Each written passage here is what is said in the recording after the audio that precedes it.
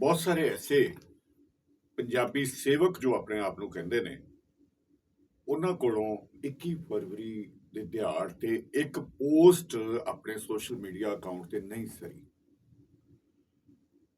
ਜੋ ਦਾਅਵਾ ਕਰਦੇ ਨੇ ਕਿ ਅਸੀਂ ਪੰਜਾਬੀ ਕਾਜ਼ ਵਾਸਤੇ ਘਰ ਦੇ ਮੰਜੇ ਬਿਸਤਰੇ ਤੇ ਪਤਾ ਨਹੀਂ ਕੀ ਕੁਝ ਵੇਚ ਦਿੱਤਾ ਹੈ, ਪਰ ਉਹ ਰੈਲੀ ਦੇ ਵਿੱਚ ਨਹੀਂ ਆਏ ਔਰ ਪ੍ਰੈਸ ਕਲੱਬ ਬੈਠੇ ਰਹੇ। ਇਹ ਉਹਨਾਂ ਦੀ ਹਕੀਕਤ ਹੈ, ਮਾਂ ਬੋਲੀ ਨਾਲ ਪਿਆਰ ਤੇ ਮੂਵਮੈਂਟ ਦੇ ਨਾਲ ਰਲਤ ਦੀ। ਜੀ ਪਿਆਰਿਓ, ਕੀ ਹਾਲ ਹੈ? ਠੀਕ ਠਾਕ ਹੋ? ਅੱਜ ਅਸੀਂ ਯਕੀਨੀ ਤੌਰ ਤੇ ਕੋਈ ਐਸਾ ਮਾਮਲਾ ਹੋਵੇ, ਕੋਈ ਅਹਿਮ ਗੱਲ ਹੋਵੇ ਤੇ ਆਨੇ ਆ ਔਰ ਉਹਦੇ ਤੇ ਸਾਂਝ ਪਾਉਂਦੇ ਆ, ਦੋਸਤਾਂ ਦੀ ਰਾਏ ਲੈਂਦੇ ਆ।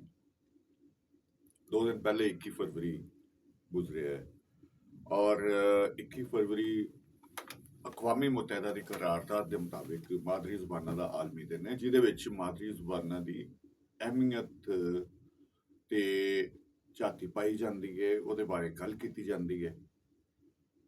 ਦੁਨੀਆ ਦਾ ਸਭ ਤੋਂ ਵੱਡਾ ਪੰਜਾਬ, ਦੁਨੀਆ ਦੀ ਬਹੁਤ ਵੱਡੀ ਆਬਾਦੀ ਜੋ ਕਿ ਆਪਣੀ ਜ਼ੁਬਾਨ ਲਿਖਣ ਪੜ੍ਹਨ ਤੋਂ ਮਹਿਰੂਮ ਹੈ, ਜਿਸ ਖਿੱਤੇ ਦੇ ਵਿੱਚ ਉਹਦੀ ਆਪਣੀ ਜ਼ੁਬਾਨ ਰਾਈਜ ਨਹੀਂ।